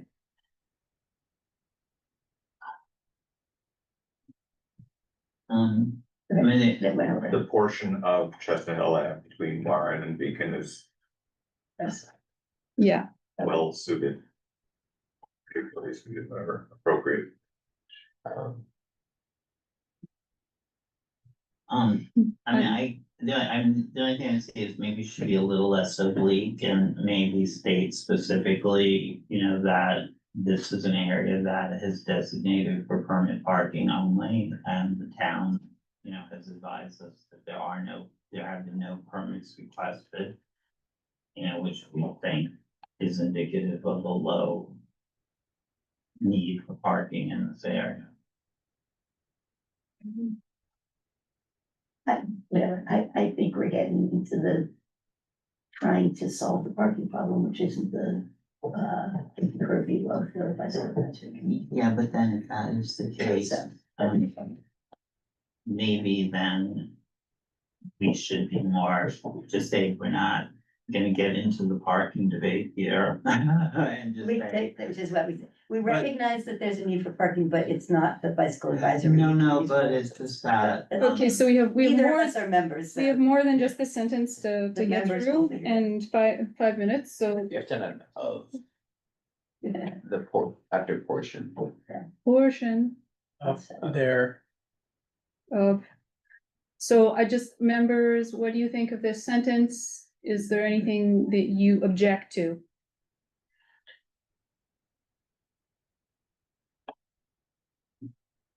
Okay, I'm gonna say no objections to that. How about, I think we should change this to a 7-foot lane or a narrower lane. How do people feel about that?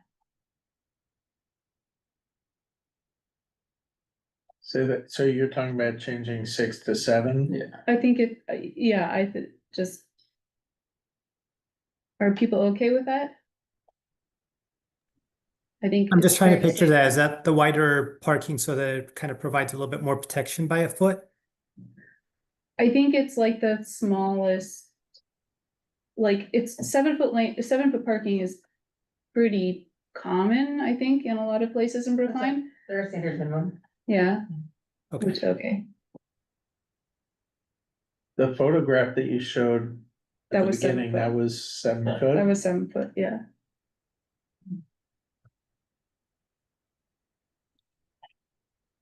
I don't know. If I'm picturing it, I don't know that those are the cars I want to encourage. If we're gonna ask for like the ideal, then I think smaller cars, this is a nudge towards smaller cars, either for environment or like safety. Big cars are still harder to kind of maneuver around.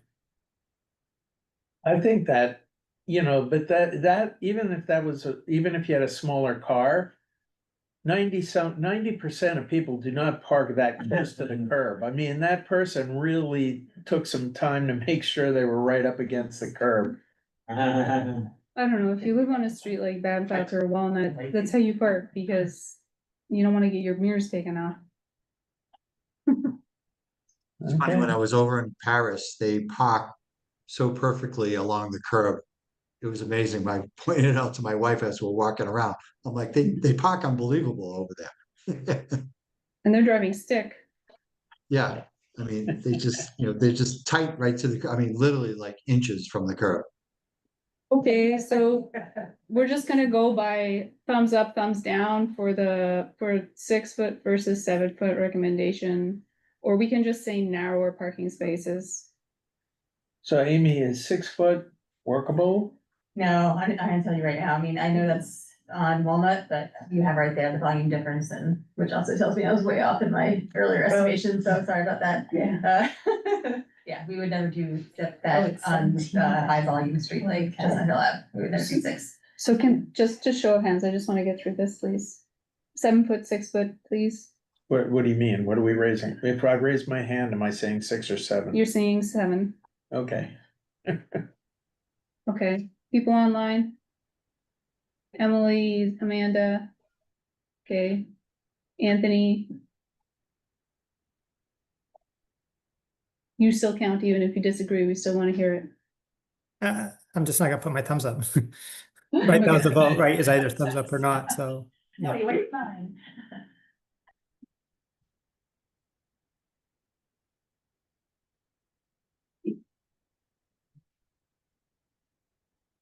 It's like yeah, it's a minimum, actually, I think, is that what always said? I said just, Yeah, that's just it. delete, you could just delete that bullet.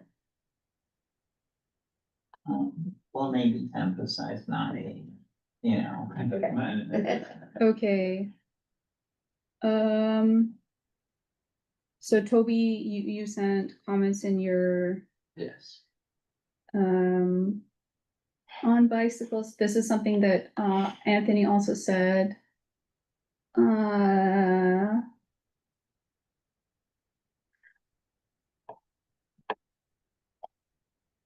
Next paragraph down, where it says unprotected bike lanes, and then second sentence.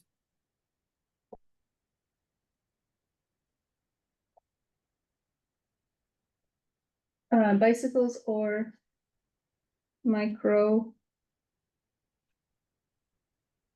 mobility devices.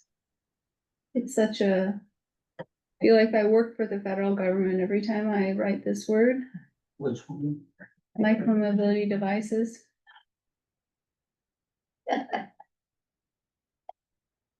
Not because I have anything against people who work for the federal government, they do have a unique ability to produce very wordy things. And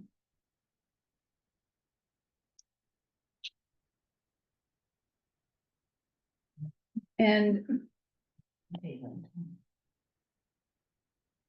you want to say, Tubby, you wanted to say?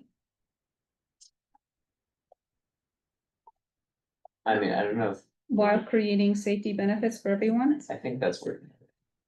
It's a little outside the purview of this committee, but there's all these facts that show. It makes things so much safer for pedestrians and. Yeah, I'm not saying we should disregard everyone, I'm just saying that, you know. The general gist of it should be. You also had the thing about scooters and truck. Do you wanna say the thing about scooters and trucks? I'm not sure what you mean by that. Delivery vehicles. Oh, no, I was just saying that. What was it? Delivery drivers, Yeah, that's fine. yeah. Okay. You might want to be careful about claiming the safety benefits forever and think of how we've been burned in the past by the fire department saying that we might be slowed down by 2 seconds and someone will die because you make the street narrow.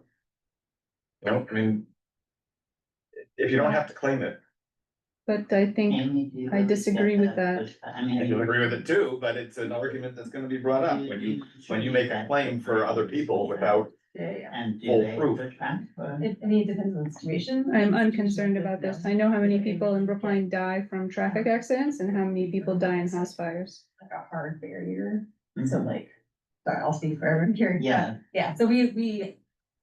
I have not run up against a lot of pushback from the fire department on lane narrowing unless it's a case where there's like a hard boundary on either side, such as curbs, you know, or bringing the curbs so close together so that like somebody's parked that a fire truck couldn't get around, or most often it's like 2 parked cars on both sides, and then the space in between is not enough for a fire truck to get through. That's where they really are very specific. But as far as just like narrowing lanes in a case like this where we're not moving any curbs, I don't see them getting upset.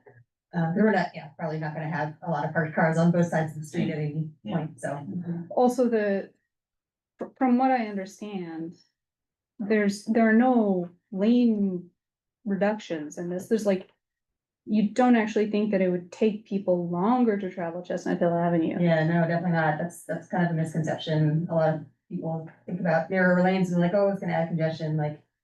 It, you know, maybe in the sense that, the speed won't be reduced, but really honestly, your overall speed, your average speed to get from, you know, point A to point B is more governed by the traffic signals than actually the in-between parts. So it probably would balance out pretty well, like you're just not gonna be able to fly down there, and then wait at a red light, the same red light. You'll just be going, you know, more of a stable speed. But yeah, it won't be adding to congestion. It'll just kind of normalize the speed, to be, you know, more of the same amongst all the different drivers. And safer, slower. Do you want me to point out a grammatical error? Yes. So, halfway down the paragraph above the picture. From experience in other areas of town, unprotected lanes to the left of infrequently used. Park and create a speed lane for cars to pass, slow moving, or for delivery drivers to temporary parking. It should be to park temporarily.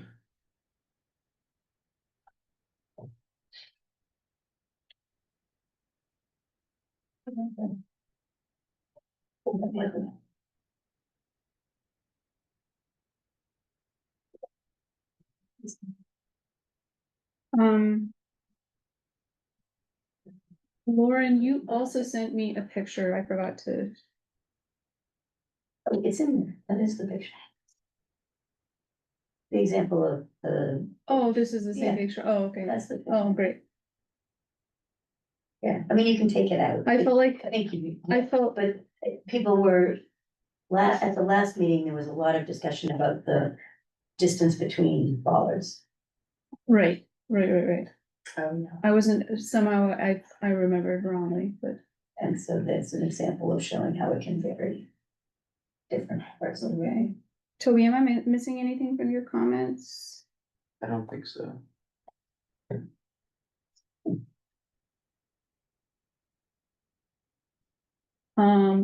So. I would like to comment on this.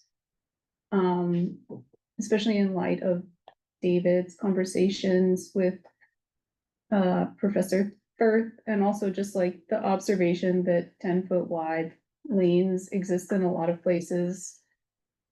In Boston that buses run in, so. And this bus is so infrequent and the parking is so infrequent. How do people feel about that?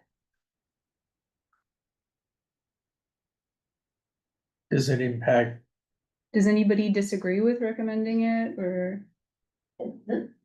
The prefacing sentence says, consider one or more of the following aims. It's not saying this is what you should do. It's saying consider. Yeah. And that's all. Sure. Yeah. You okay with that? Mm-hmm. Please manifest your disagreement if you disagree. Should it say something about traffic calming in there, or is it not needed there? Huh? I think this already calms traffic, right? Like it should reduce speeds, like people should. Start traveling But it more doesn't say at speed anything than that. about that in there. It says that it would allow safe passage of bicyclists, but I know, the transportation boards often talked about that being a priority, and number one priority for them is slowing down cars, so I'm just saying. Do you mean within this paragraph? Yeah. Can you tell me how you see it in there? This would allow for safer passage of bicyclists while slowing car traffic. Okay. I don't know, something like that. Did you say as a result of slowing down the cars or as a result of creating more space for bikes? I'm not sure this belongs in the 10-foot. Oh, for the 10-foot wide travel lanes. Yeah, Making the narrower lanes, from a bicycle point of view, they're good because they give more room, but I think that they help every user of the road, right. including the automobiles. And I think that's, Okay, so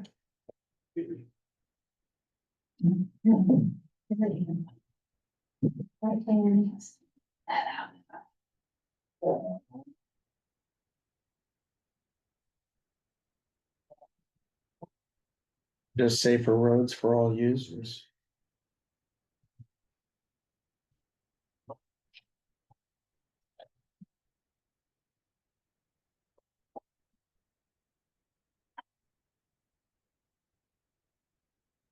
Get rid of this wood.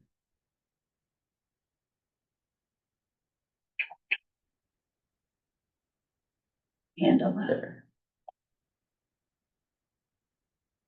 This section is if you need to. slower. Good at it. Okay, good.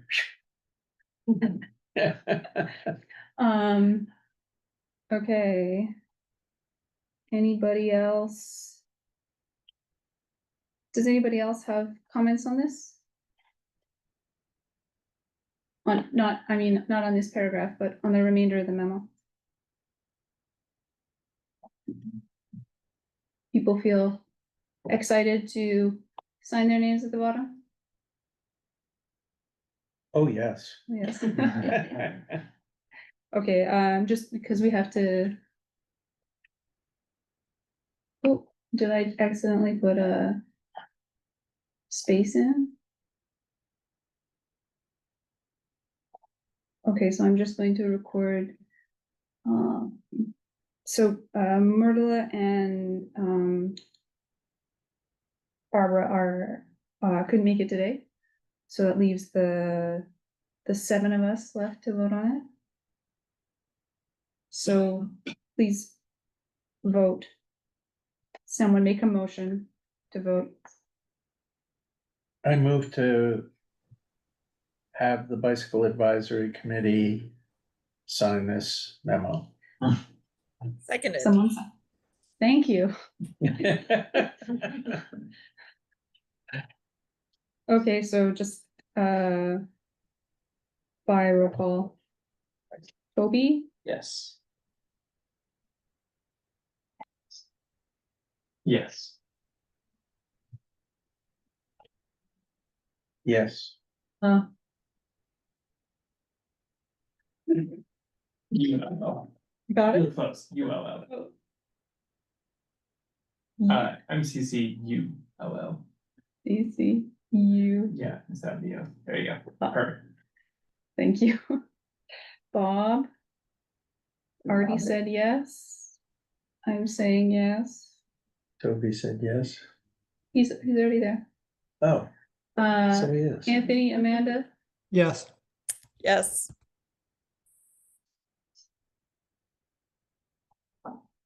and have we lost Emily?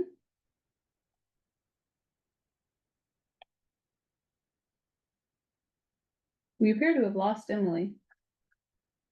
Other Emily. Well, it's good we have quorum at 6. Super majority. Anthony, Amanda.